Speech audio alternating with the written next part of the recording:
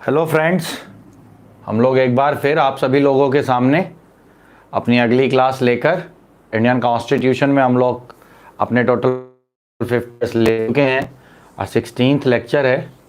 And आप सभी लोग हमारे साथ इंडिया के सबसे बड़े प्लेटफॉर्म अनअकैडमी पर हैं। आई एम मयंक पाराशर, आप लोगों को एनडीए के लिए गाइड कर रहा हूँ। आप लोगों को अगर वीडियोज़ अच्छे लग रहे हों एंड पढ़ाने में लग रहा हो कि हाँ ये एनडीए के लिए टू द पॉइंट चीज़ें आ रही हैं तो प्लीज़। तो हम लोग आज अपना लेक्चर जो शुरू कर रहे हैं वो बेसिकली बहुत सिंपल सा है कि लास्ट हमने अपना लोकसभा को पूरा किया था, तो आज हम लोकसभा के रिस्पेक्ट में राज्यसभा क्या क्या अपनी फीचर्स रखती है उसके लिए हम लोग आज बात शुरू करेंगे। आप सभी लोग मुझे अनअकैडमी पर फॉलो कर सकते हैं मयंक पाराशर के नाम से। सेम वे मैथ्स में चित्रा जीना के नाम से मैम को फॉलो कर सकते हैं। हमारा यूट्यूब चैनल है दोनों लोगों का, द ट्यूटर्स अकेडमी, वहाँ पर भी आप हमें फॉलो कर सकते हैं। साइमल्टेनियसली क्लासेस अलग अलग चल रही हैं, तो आप दोनों पर जाकर अपने अपने सेशंस को कंडक्ट कर सकते हैं ताकि आपकी जल्दी से जल्दी सिलेबस वाइंड अप हो and you have to prepare for more and more questions. And धीरे धीरे जैसे हम लोग आगे बढ़ते जा रहे हैं, वो जो बिटवीन द लाइन हमारी प्रॉब्लम्स हुआ करती थी या चीज़ें फंसा करती थी वो धीरे धीरे दूर हो रही हैं। जहाँ तक कोशिश करते हैं चीज़ों को समझने की या समझाने की, तो उसमें as an like question answers में अगर हम लोग हों तो हम बहुत जल्दी से उन चीज़ों को समझ पाएंगे। जैसे अगर हमने बात करें प्रेसिडेंट, तो हमने उसको कंपैरिजन में सीधा सीधा लिया था वाइस प्रेसिडेंट से, देन फिर गवर्नर से कंपेयर कर लिया था। सुप्रीम कोर्ट को सीधा कंपेयर हमने हाई कोर्ट से किया था। एंड सेम वे आज हम लोकसभा पढ़ रहे हैं तो पहले लोकसभा राज्यसभा को कंपेयर कर लेते हैं, देन फिर स्टेट लेजिस्लेचर से इनको कंपेयर करेंगे। तो एक एक करके हमने अभी तक मेजर टॉपिक्स निपटाए हैं। अब इसके बाद हम धीरे धीरे नेट को लेकर आज थोड़ा सा इशू है, दैट्स वाई थोड़ा सा वीडियो कई बार कट मार जाता है, बट कोई प्रॉब्लम नहीं है। मैंने अपनी तरफ से पूरी कोशिश करी है कि आप लोगों की वीडियो में कहीं पर कोई दिक्कत ना आए। तो आज हम लोग शुरू करते हैं अपना अगला टॉपिक जो कि राज्यसभा है। जैसा कि आप लिखा हुआ देख रहे होंगे, राज्यसभा के लिए जो सबसे इम्पॉर्टेंट बात है वो ये कि ये परमानेंट बॉडी है। क्या मतलब परमानेंट बॉडी का? परमानेंट बॉडी का मतलब है कि कभी भी इस हाउस को वाइंड अप नहीं किया जा सकता, खत्म नहीं किया जा सकता। इट्स नॉट लाइक लोकसभा कि अगर नॉर्मल टेन्योर में है तो 5 साल ही चलेगी, अदरवाइज उसको उसके टेन्योर से हटा दिया जाएगा। जैसे टेन्योर पूरा होगा सस्पेंड किया जा सकता है, एडजॉर्न किया जा सकता है, बहुत सारे मुद्दे। ऐसा कोई मुद्दा नहीं है, it's a permanent one, regular one. That's शायद इसको अपर हाउस के नाम से भी जाना गया है। क्यों? क्योंकि राज्यसभा के अंदर स्टेट्स का रिप्रेजेंटेशन रहता है। दैट्स वाई शायद इसको टेक्निकल नेम में काउंसिल ऑफ स्टेट्स का नाम मिला, जो कि हम कल ऑलरेडी डिस्कस कर चुके हैं। आगे बात करते हैं तो मैक्सिमम स्ट्रेंथ 250 है। अब 250 में कैसे डिवीजन आएगा? तो याद करो कल हमने लोकसभा में भी एक बात पढ़ी थी कि 550 टोटल है, बट उसमें कुछ सीट्स फ्रीज करी हुई हैं। 545 पर इलेक्शन होता है, देन ऐसे कुछ पढ़ा था। तो अगर वहां फ्रीज हुई हुई हैं तो ऐसा कैसे हो सकता है कि यहां फ्रीज ना हुई हुई हो? तो वही बात जब हम यहां देखते हैं तो इसमें लिखा मिलता है out of these president nominated 12 बंदे। ये क्वेश्चन आया हुआ भी है जो स्पेशल नॉलेज में हो, जिनके प्रैक्टिकल एक्सपीरियंसेस बहुत अच्छे हों लिटरेचर में, सोशल साइंसेज में, आर्ट्स में एंड सोशल सर्विसेज में। ये इंपॉर्टेंट एस्पेक्ट है यहां पर। अब क्वेश्चन आता है कि जो ये नंबर ऑफ सीट्स हैं ये एट प्रेजेंट कितनी हैं? तो एट प्रेजेंट अगर हम बात करें तो ये 245 है, 245। 5 सीट फ्रीज हैं जैसे कि वहां पर बात कर रहे हैं। अब इन 245 में क्या डिवीजन होता होगा सर? किस तरह से चीजें चल रही होंगी? तो इसमें लिखा हुआ है कि प्रेजेंटली अगर हम लोग पार्लियामेंट को देखें तो बाय लॉ 229 सीट्स स्टेट से हैं, 4 सीट उन यूनियन टेरिटरी से हैं जहां पर स्टेट, 4 सीट कौन सी यूनियन टेरिटरी से होगी? Delhi and Pondicherry. And total membership इस तरीके से हमारी 245 आ जाती है। देख लो, चेक करो, 4 अगर ऐड करेंगे 233 एंड 12 जोड़ देंगे तो 245। States and union territory of Delhi and Pondicherry, UT में केवल अभी 2 हैं। कुछ लोग कहेंगे कि सर जम्मू एंड कश्मीर भी तो है, तो वो स्टेट से पहले ही उसके पास नंबर ऑफ सीट 4 हैं राज्यसभा में और वो फुल चल रही हैं अभी। जब वो रिटायर्ड होंगे तब डिसाइड होगा कि अगली बार किस तरीके से जम्मू एंड कश्मीर में बंदा राज्यसभा में आएगा। अभी उसकी कोई भी क्लैरिटी किसी भी वेबसाइट पर, इवन राज्यसभा की वेबसाइट पर भी नहीं मिली। चलते हैं आगे। रिप्रेजेंटेट करता है राज्यसभा में। अब अगर मैं इनके सीट्स में ध्यान से देखूं तो स्टेट लेजिस्लेचर्स अपनी 229 सीट्स पूरी दे रहे हैं, 4 सीट हमारे पास आ रही हैं दिल्ली एंड पौंडुचेरी से। तो क्वेश्चन यहां पर आ सकता है कि दिल्ली से कितनी है, तो 3 दिल्ली से हैं सीट और 1 पौंडुचेरी से है। ये क्वेश्चन कई बार आया हुआ है। 7 एमपी की सीट लोकसभा में है, 3 एमपी की सीट राज्यसभा में है जो दिल्ली से है, जबकि पौंडुचेरी से जो बात करें वो 1 ही सीट अवेलेबल है। और बढ़ते हैं थोड़ा सा आगे के लिए।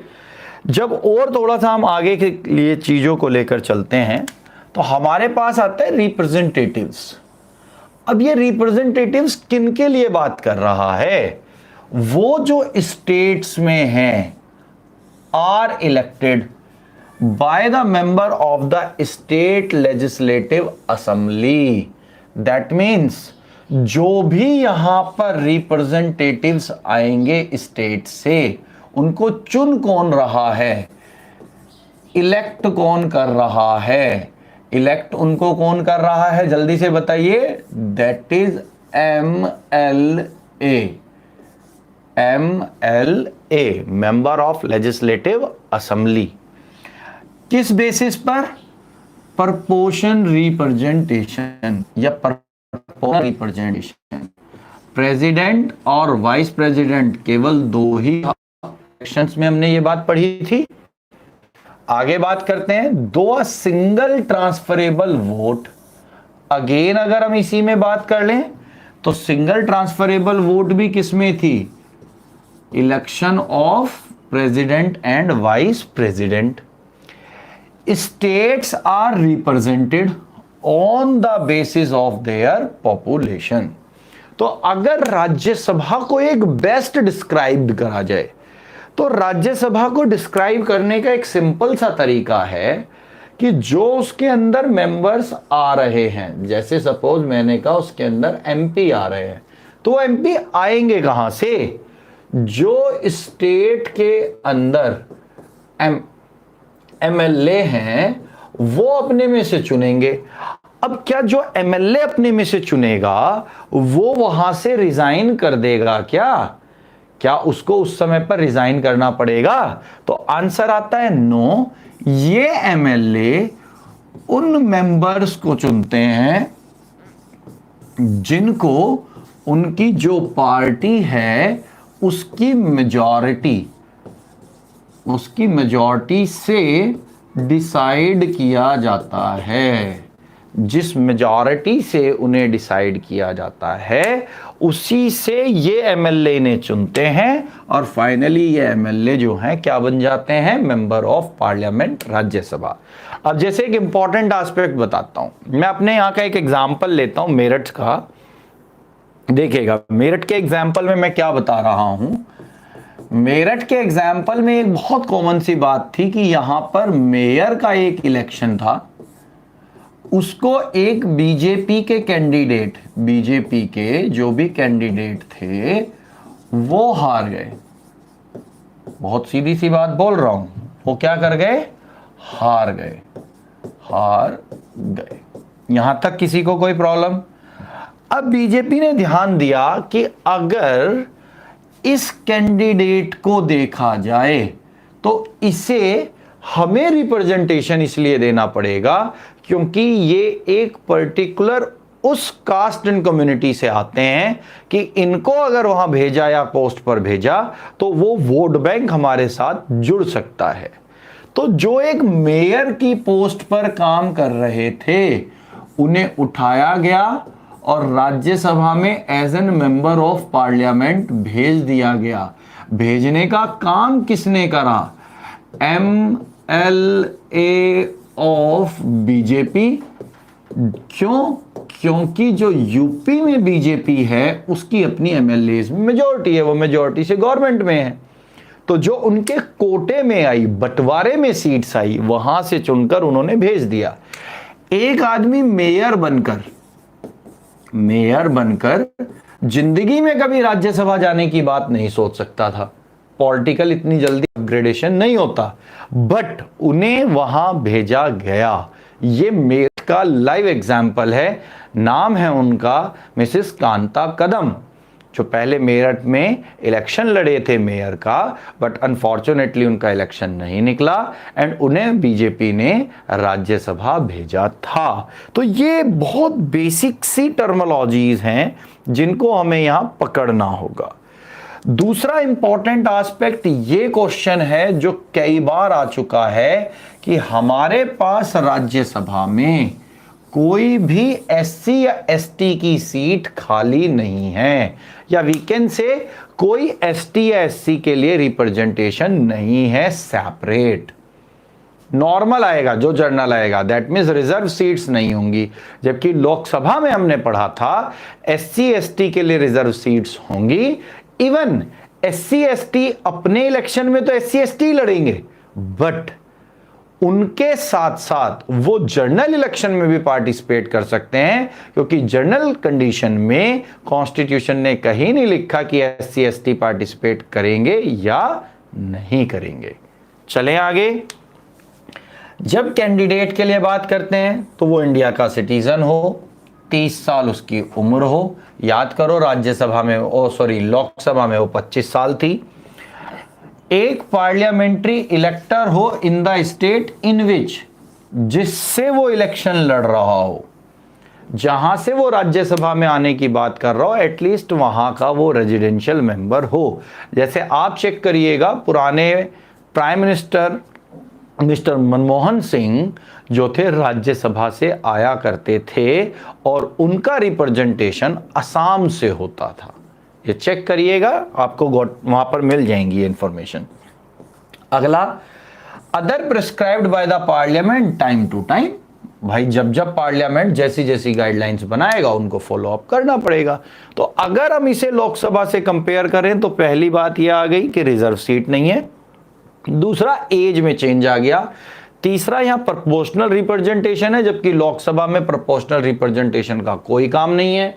यहां वोटिंग सिंगल ट्रांसफरेबल वोट से, जबकि वहां डायरेक्ट वोटिंग है, एक ही बंदा एक को ही देगा। लोकसभा का इलेक्शन डायरेक्ट है, जबकि राज्यसभा का इलेक्शन इनडायरेक्ट इलेक्शन है। इसमें पब्लिक पार्टिसिपेट नहीं करती है, लोकसभा के इलेक्शन में पब्लिक पार्टिसिपेट करती है। ये बेसिक हम यहां तक आए। आगे के लिए हम लोग बढ़ते हैं थोड़ा सा। जैसे ही आगे देखते हैं तो टर्म 6 साल का है। 1/3 मेंबर हर दूसरे साल रिटायर्ड हो जाते हैं। टर्म 6 साल का है, 1/3 मेंबर हर दूसरे साल रिटायर्ड हो जाते हैं, जबकि लोकसभा में 5 साल का टर्म है और सारे के सारे एक साथ 5 साल बाद अपने आप इलेक्शन में दोबारा चले जाते हैं। क्योंकि यहां कॉन्टिन्यूटी बनी हुई है, रेगुलर सारे रिटायर्ड नहीं हो रहे। भाई अगर 1/3 मेंबर रिटायर्ड होंगे तो कम से कम 2/3 मेंबर तो रिमेनिंग बचेगा, तो कॉन्टिन्यूटी तो बनी हुई है। ऐसा तो नहीं है कि सारे के सारे एक साथ चले जाएंगे, इसलिए इसे परमानेंट हाउस कहते हैं। Vice president ex officio chairman of Rajya Sabha होंगे। ऑलरेडी वाइस प्रेसिडेंट में आप पढ़ चुके हैं इसको। He presides over the proceedings of the Rajya Sabha as long as he does not act President of India during the vacancy in the office of the President of India. Vice president कब तक chairman, x officio chairman of Rajya Sabha का काम करेंगे? जब तक वो vice president है। अगर वो वाइस प्रेसिडेंट नहीं है तो वो उस समय पर काम किसका कर रहे होंगे? प्रेसिडेंट ऑफ इंडिया का काम कर रहे होंगे, क्योंकि उसके अलावा तो ये और किसी पोस्ट पे जा नहीं सकते। सेम वे अपना एक डिप्टी रखेंगे, इलेक्ट इनके मेंबर्स में से होता है। वहां Lok Sabha speaker and deputy speaker होते थे, यहां चेयरमैन डिप्टी चेयरमैन होंगे। Rajya Sabha any bill can originated apart money bill, apart money bill. ये जो बार बार बात आ रही है ना, मनी बिल, धन संबंधी विधेयक, इसे धन संबंधी विधेयक के नाम से, विधेयक के नाम से आप जान सकते हैं। तो पैसे से रिलेटेड कोई भी पावर राज्यसभा पे है ही नहीं, पैसे से रिलेटेड कोई भी पावर राज्यसभा पे है नहीं, ये हम पहले पढ़ चुके हैं। मैक्सिमम 14 डेज, 14 दिन तक ये इस बिल को बस डिले कर सकते हैं। अदरवाइज कोई दुनिया जहान की ताकत नहीं है जो राज्यसभा में किसी मनी बिल को फंसा दे। याद करो, कल जब हम लोकसभा स्पीकर पढ़ रहे थे तब हमने ये बात वहां ध्यान भी दी थी कि लोकसभा स्पीकर ही हर एक बिल को ये डिसाइड करके बताते हैं whether it is a money bill और नॉट। अगर वो मनी बिल है तो वो लोकसभा से आएगा, और अगर वो मनी बिल नहीं है तो वो इधर और द हाउस से आएगा। चले आगे।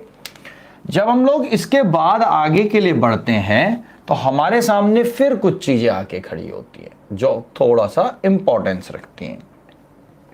देखिएगा, हमने कहा special power of Rajya Sabha. Lok Sabha की अपनी पावर्स थी, तो राज्यसभा जैसे resolution seeking the removal of vice president केवल राज्यसभा से आएगा। ऑलरेडी हम वाइस प्रेसिडेंट में पढ़ चुके हैं। इफेक्टिव मेजॉरिटी से आएगा, लोकसभा उसे सिंपल मेजॉरिटी से क्लियर करेगा एंड प्रेसिडेंट का इंपीचमेंट हो जाएगा या रिमूवल हो जाएगा। इसके बाद अगला जो इंपॉर्टेंट एस्पेक्ट है वो बिल्कुल ही अलग है। क्या? If the Rajya Sabha passes a resolution by a majority not less than 2/3 of the members present and voting, that it is necessary in the national interest that the parliament should make law with respect any matter enumerated in the state list. It shall be lawful the parliament to make law for a period not more than 1 year. State list के अंदर हमने जब ये पढ़े थे तो 62 subjects थे। Yes और नो? याद करो, जब मैंने आपको शेड्यूल्स पढ़ाए थे तब उस समय पर ये बात बताई थी। इन 62 सब्जेक्ट्स में अगर कोई भी पावर कभी किसी स्टेट से छीननी है या उसको देनी है तो उसका बिल केवल और केवल राज्यसभा से आएगा और उसको फॉलो अप लोकसभा भी करेगा। बट ये बिल ओरिजिनेट कभी भी लोकसभा में नहीं हो सकता। फिर समझिएगा, अगर किसी स्टेट की किसी भी पावर को सेंट्रल गवर्नमेंट कभी विड्रॉ करती है, शिफ्ट करती है, ऑल्टर करती है, तो वो बिल पहले राज्यसभा में आएगा, उसके बाद वो लोकसभा जाएगा। स्पेशल पावर है ये। आगे के लिए बढ़ते हैं थोड़ा सा। जैसे ही हम लोग आगे के लिए जाते हैं तो Rajya Sabha passes a resolution a majority is not less than 2/3 of the member present and voting। ध्यान से देखो, स्पेशल मेजोरिटी यूज हो रही है बार बार। दैट मीन्स किसी भी पॉलिटिकल पार्टी के लिए बहुत आसान ना हो जाए कि जिसके पास राज्यसभा में मेंबर हो अपने हिसाब से बिल ले आए। 2/3 of the total membership, 2/3 of the members present and voting आसान नहीं है। It is necessary in the national interest to create one or more all India services by the parliament by law such service and services। Example के लिए all India services में कौन कौन सी services हैं? सारी सेंट्रल गवर्नमेंट की services all India services हैं। Bank की सर्विस ऑल इंडिया सर्विसेज है, रेलवे की ऑल इंडिया सर्विसेज है, army, navy, air force all India services है, पैरामिलिट्रिकल सर्विसेज ऑल इंडिया सर्विसेज है। तो किसी भी सर्विसेज की नंबर ऑफ सीट्स, वैकेंसीज घटाना या बढ़ाने का बिल एज पर रिक्वायरमेंट जो आएगा वो राज्यसभा से ओरिजिनेट होगा, ना कि लोकसभा से। आप लोग एनडीए के लिए तैयारी कर रहे हैं सारे लोग, तो एनडीए का जो बिल आएगा, मतलब सपोज एनडीए में नंबर ऑफ सीट्स बढ़ानी है घटानी है, स्कोर बढ़ाना है घटाना है, तो अगर उस तरह का कोई बिल आएगा तो वो लोकसभा बाद में जाएगा, पहले वैकेंसी से रिलेटेड बात होगी तो वो कहां आएगा, राज्यसभा। आई थिंक यहां तक सब कुछ क्लियर होगा। आगे के लिए बात करते हैं अब इसी में। जब हम लोग आगे के लिए थोड़ा सा बढ़ते हैं तो हमारे पास पहली स्पेशल पावर में क्या है, एक सेकेंड रुकिए, ये तो रिपीट हो गया बेटा, यस ये स्लाइड रिपीट हो गई है छोटू। चलिएगा आगे बढ़ते हैं। जैसे ही आगे के लिए बढ़ते हैं तो हमें ये चेक करना होता है कि कौन सी स्टेट्स में कितनी कितनी सीट्स हैं। इसको याद रखने की जरूरत नहीं है, मैं आपको बार बार बोल रहा हूं, इसको याद रखने की जरूरत नहीं है। थोड़ा छोटा कर देता हूं, इसका स्क्रीनशॉट ले लीजिएगा ताकि आप लोगों को ये आइडिया रहे कि एट प्रेजेंट किस स्टेट में कितनी कितनी हैं। देखिए एटलीस्ट एक एक सीट जरूर होगी हर स्टेट में राज्यसभा की। कितनी, एक एक सीट जरूर होगी राज्यसभा की, लेकिन कहां, स्टेट्स में। अभी हमने एक बात और करी थी, जम्मू एंड कश्मीर, जो हमारे लिए स्पेशल प्रोविजन का पार्ट है, क्योंकि लद्दाख कारगिल भी अलग हुआ है। तो अभी तक तो यही चल रही हैं, क्योंकि अगला इलेक्शन अभी हुआ नहीं है। उसके बाद 4 की 4 सीट राज्यसभा में फुल है, 6 की 6 लोकसभा में फुल है।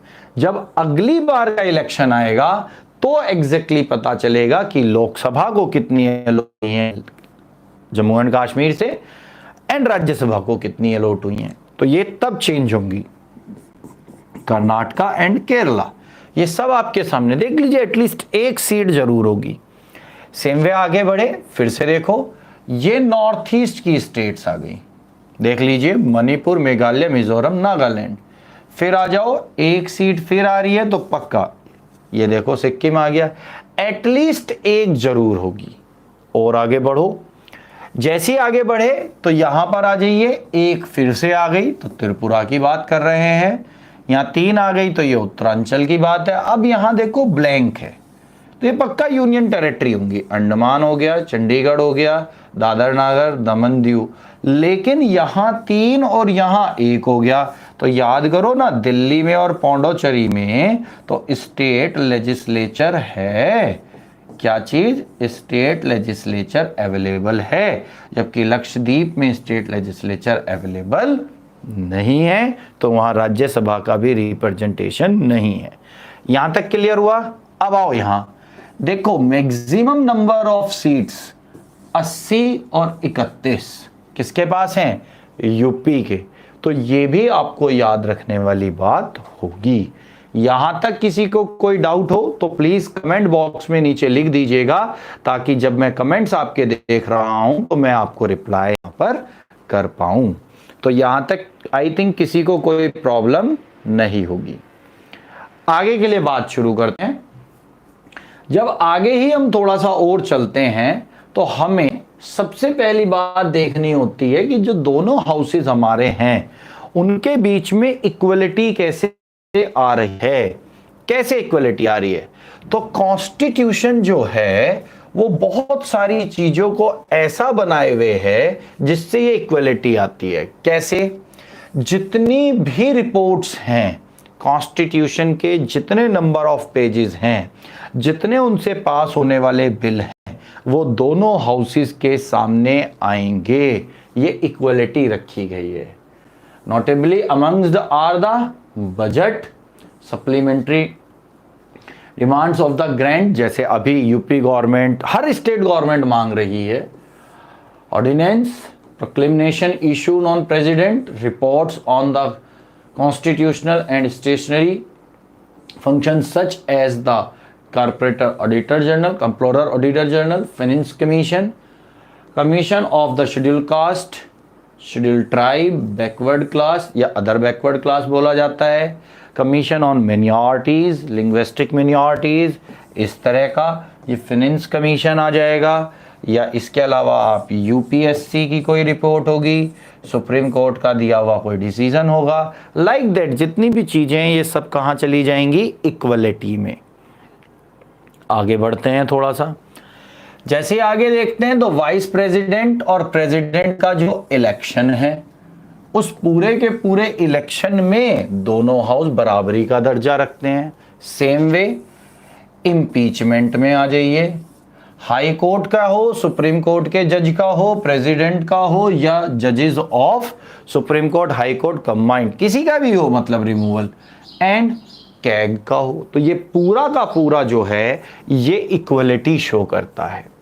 अब क्वेश्चन आता है जी डिफरेंसेस एक बार नोट करो, तो डिफरेंसेस देख लो। Member of the Lok Sabha directly elected on the basis of the universal adult franchise, that means आप वोट डालेंगे और बंदा बन जाएगा, जबकि member of the Rajya Sabha is elected by the elected member of states assembly in accordance with the system of the proportional representation means by the single transferable vote. अगर मैं यहां थोड़ा सा पेन बदल दूं तो यहां अगर मैं यहां तक के लिए बात कर रहा हूं तो इट्स अ डायरेक्ट इलेक्शन। एक सेकेंड रुकिए,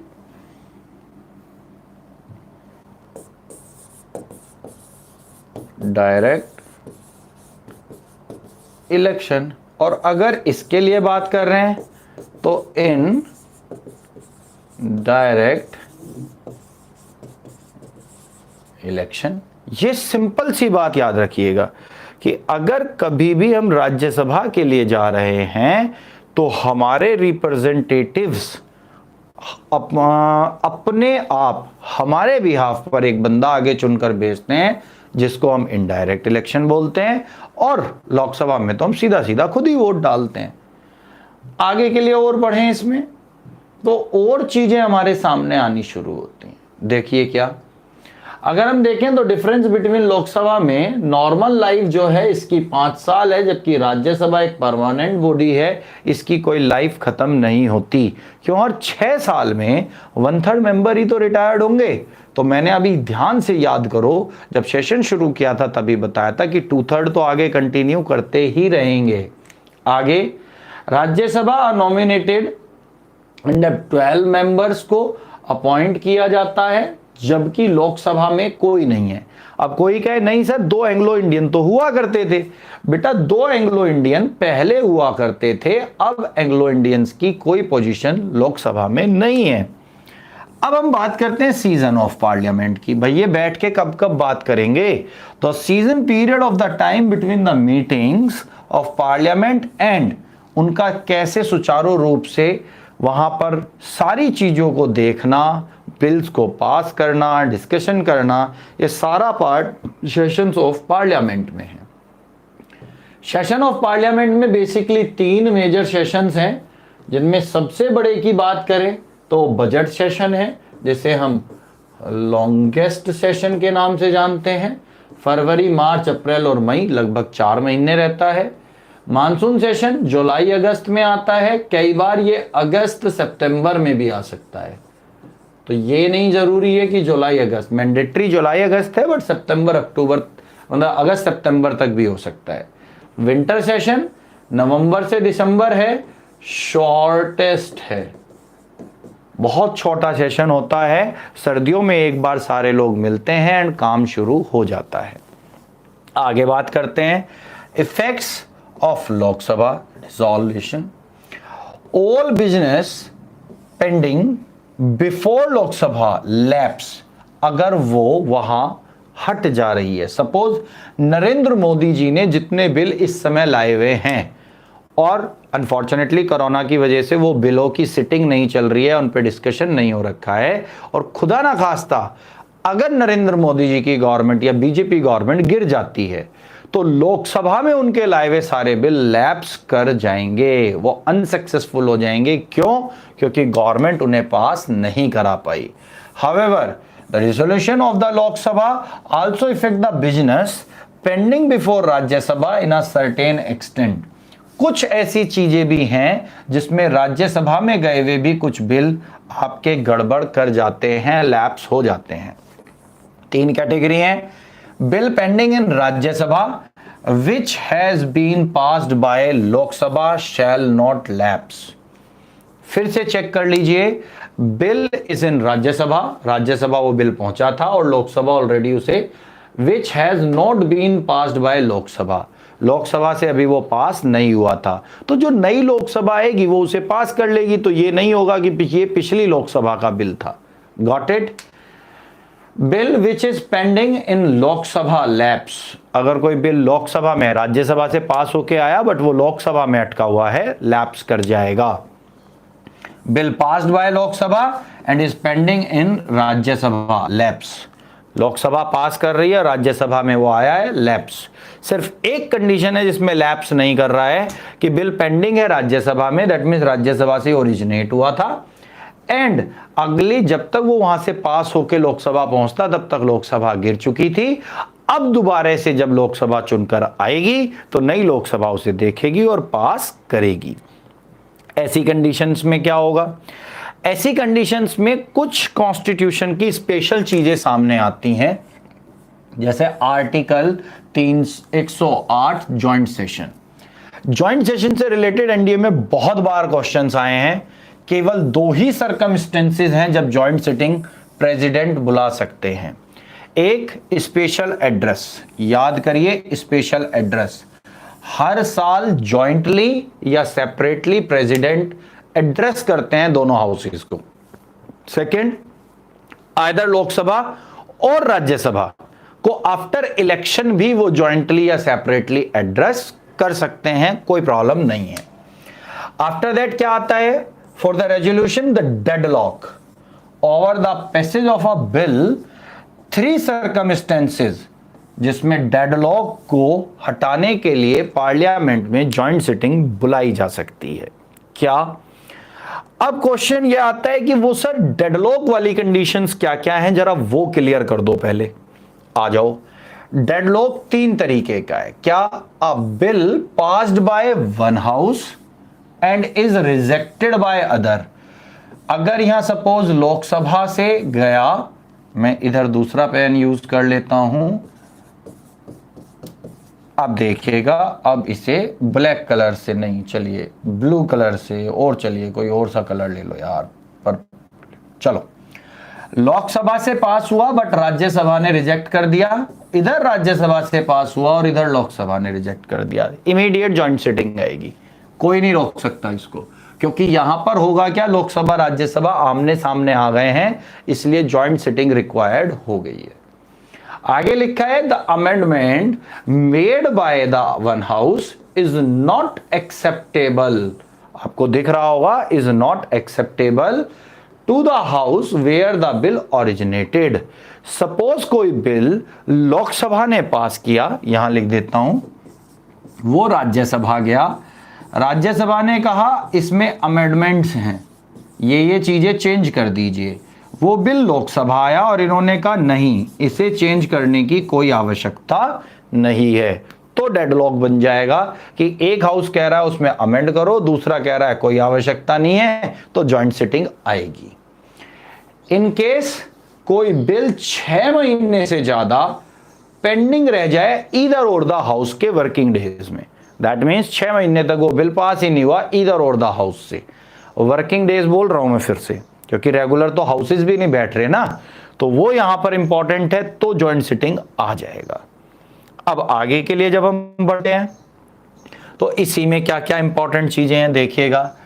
जॉइंट सिटिंग के अंदर joint session of the parliament is called by president, पहला क्वेश्चन, देखते जाना आप कितने क्वेश्चन आएंगे इसमें, and is presided over by speaker, दूसरा क्वेश्चन,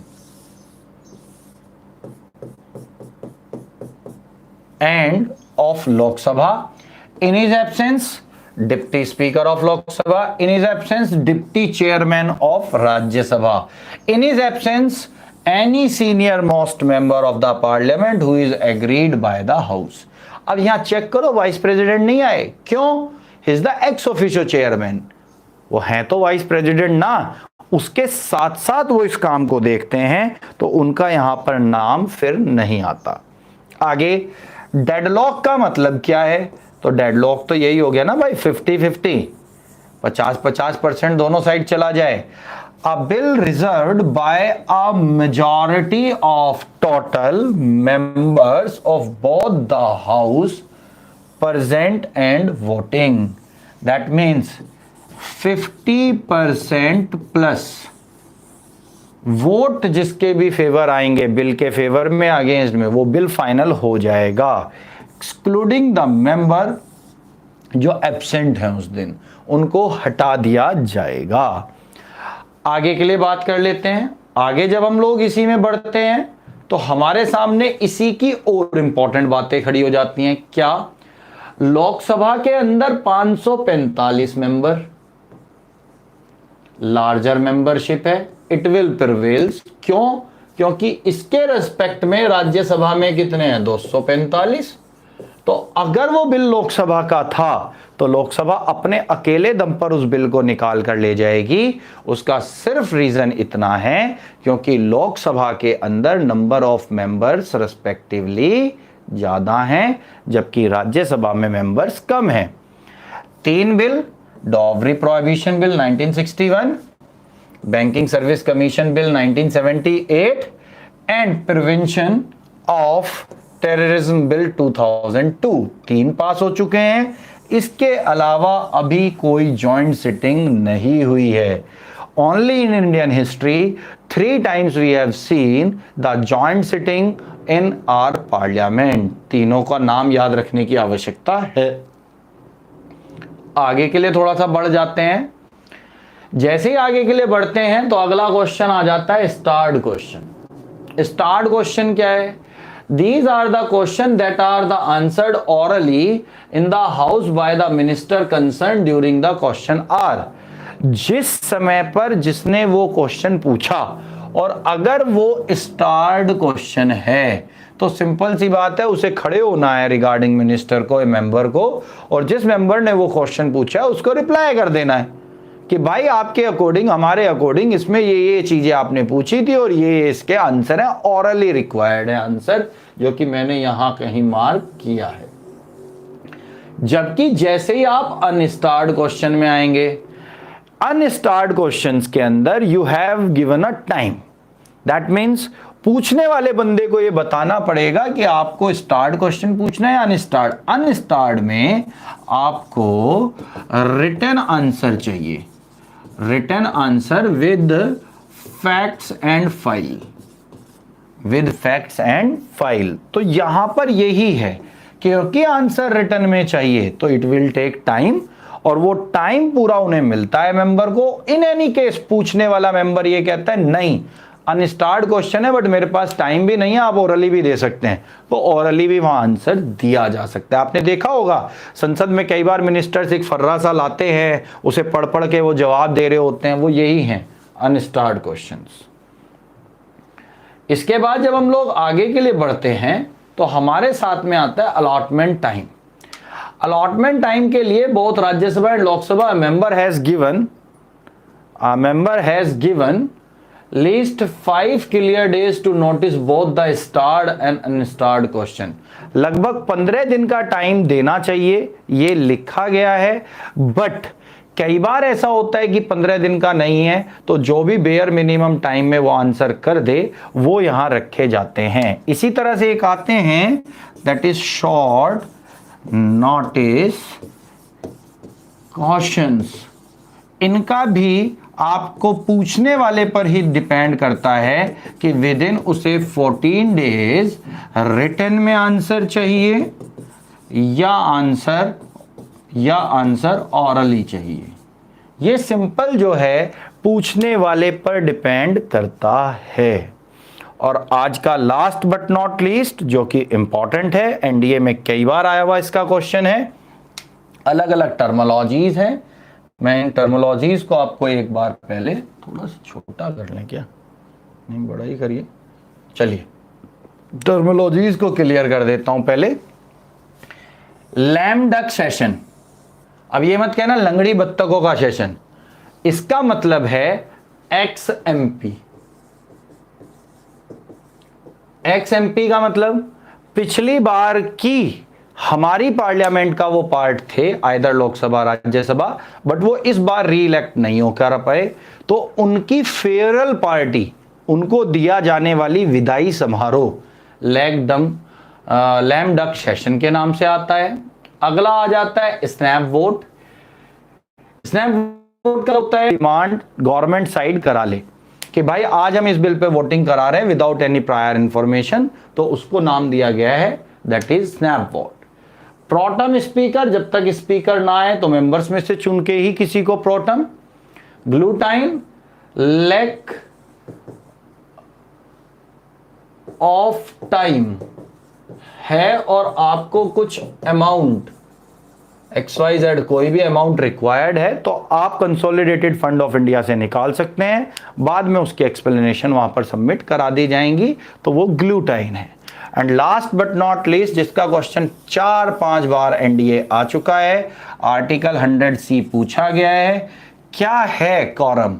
कॉरम का मतलब है किसी भी हाउस की वो मिनिमम स्ट्रेंथ जो टोटल के रेस्पेक्ट में 1/10 हो तो संसद की कार्रवाई चलेगी, अदरवाइज कार्रवाई नहीं चलेगी। जैसे 550 के रेस्पेक्ट में लोकसभा में कम से कम 55 एंड सेम वे राज्यसभा में कम से कम हमें 25 मेंबर चाहिए तो वहां कार्रवाई होगी, अदरवाइज कार्रवाई नहीं होगी।